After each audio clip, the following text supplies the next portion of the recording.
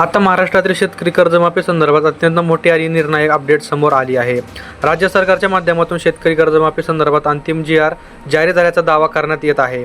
या जी.आर.नुसार 1 जून 2026 पासून कर्जमाफी लागू होणार असल्याची माहिती समोर येत आहे। सरकारने कर्जमाफी संदर्भात पात्र आणि अपात्र शेतकऱ्यांची यादी निश्चित केल्याचे सांगितले जात आहे।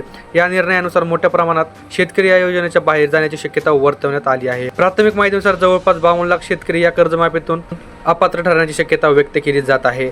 राज्य सरकारकडून जाहीर करण्यात आलेल्या योजनेनुसार शेतकऱ्यांचे 2 लाख रुपयापर्यंतचे कर्ज माफ करण्याचा विचार करण्यात आला आहे। मात्र ही कर्जमाफी सरसकट नसून पात्र शेतकरी या संकल्पनेवर आधारित असल्याचे स्पष्ट करण्यात आले आहे। सरकारने शेतकऱ्यांसाठी काही महत्त्वाचे निकष लागू केल्याची माहिती समोर आली आहे। या निकषांवर आधारित कर्जमाफी दिली जाणार आहे। यामध्ये प्रमुख मुद्दे खालीलप्रमाणे सांगितले जात आहेत। तसेच शेतकऱ्यांचे वार्षिक उत्पन्न मर्यादित असणे आवश्यक आहे। जमीन धारणा ठराविक मर्यादित असणे आवश्यक आहे। रेशन कार्ड प्रकार पिवळे आणि केशरी विचारात घेतले जाणार आहेत। पॅन कार्ड आणि बँक नोंदणी तपासल्या जाणार आहेत। कुटुंबातील सदस्य आणि आर्थिक स्थितीची चौकशी होणार आहे। कर्ज कोणत्या बँकेतून घेतले आहे यावरही तपासणी होणार असल्याची माहिती समोर येत आहे।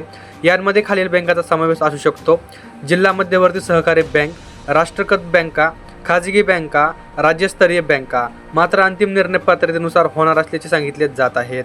सध्या सोशल मीडियावर जी माहिती मोठ्या प्रमाणात फिरत आहे त्यांमध्ये 5 नियम, 4 कागदपत्रे, 2 दिवसाची अंतिम मुदत असे अनेक दावे करण्यात येत आहेत। मात्र या सर्व दाव्यांची अधिकृत सरकारी पुष्टी अद्याप स्पष्टपणे उपलब्ध नाही।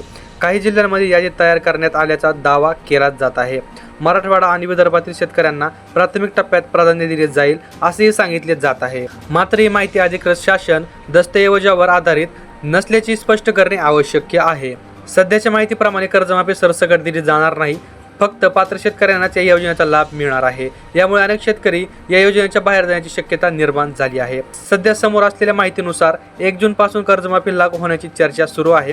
पात्र निकषांवर आधारित निवड होण्याची सुद्धा चर्चा सुरू आहे। मोठ्या प्रमाणात अपात्र शेतकरी वगळले जाण्याची शक्यता आहे। अधिकृत जी.आर. आणि अंतिम यादी अजूनही तपासणीच्या टप्प्यात आहे।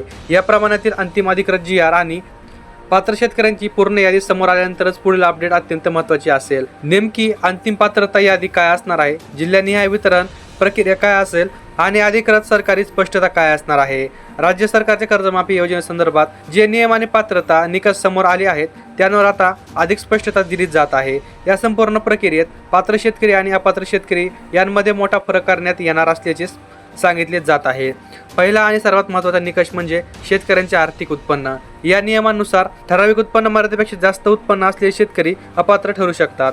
कमी उत्पन्न गटातील शेतकरी पात्र मानले जाण्याची शक्यता आहे। हा निकष थेट आर्थिक स्थितीवर आधारित असेल असे स्पष्ट करण्यात आले आहे। दुसरा महत्त्वाचा मुद्दा म्हणजे जमीन धारणा। ठराविक हेक्टरपेक्षा जास्त जमीन असलेल्या शेतकऱ्यांना कर्जमाफीतून वगळले जाऊ शकते। लहान आणि मध्यम शेतकऱ्यांना प्राधान्य दिली जाण्याची शक्यता आहे। हा नियम शेतकऱ्यांच्या आर्थिक वर्गीकरणासाठी वापरला जाणार आहे। तिसरा निकष म्हणजे रेशन कार्ड प्रकार। पिवळे आणि केशरी रेशन कार्ड असलेल्याची स्वतंत्र तपासणी, कुटुंबातील आर्थिक स्थितीचा विचार, घरगुती उत्पन्न आणि सरकारी लाभांची तुलना या आधारे पात्रता ठरवली जाणार असल्याचे सांगितले जात आहेत। चौथा महत्त्वाचा निकष म्हणजे आर्थिक नोंदी। पॅन कार्डद्वारे उत्पन्नाची पडताळणी, बँक खात्यातील व्यवहारांची तपासणी, कर्जाचा प्रकार आणि थकबाकीची स्थिती या सर्व डेटावर आधारित अंतिम निर्णय घेतला जाणार आहे। पाचवा मुद्दा म्हणून काही अहवालांमध्ये कुटुंब रचनेचा उल्लेख केला जात आहे। घरात किती सदस्य आहेत, आर्थिकदृष्ट्या अवलंबित्व किती आहेत, इतर सरकारी नोकरी किंवा उत्पन्न स्रोत आहेत का। मात्र हा निकष अधिकृतरित्या स्पष्टपणे अधोरेखित झालेला नाही। या सर्व निकषांनुसार काही प्रमुख कारणामुळे शेतकरी अपात्र ठरू शकतात असे सांगितले जात आहे। उच्च उत्पन्न गट, मोठी जमीन धारणा, आधीपासून सरकारी लाभांचा जास्त वापर, आर्थिकदृष्ट्या सक्षम वर्ग। कर्जमाफी प्रक्रिया लागू करताना प्रशासनाकडून खालील टप्पे असणार आहेत: डेटा पडताळणी, बँक रेकॉर्ड तपासणी, जमीन आणि उत्पन्न पडताळणी, अंतिम पात्र यादी तयार करणे। ही संपूर्ण प्रक्रिया टप्प्याटप्प्याने केली जाणार आहे।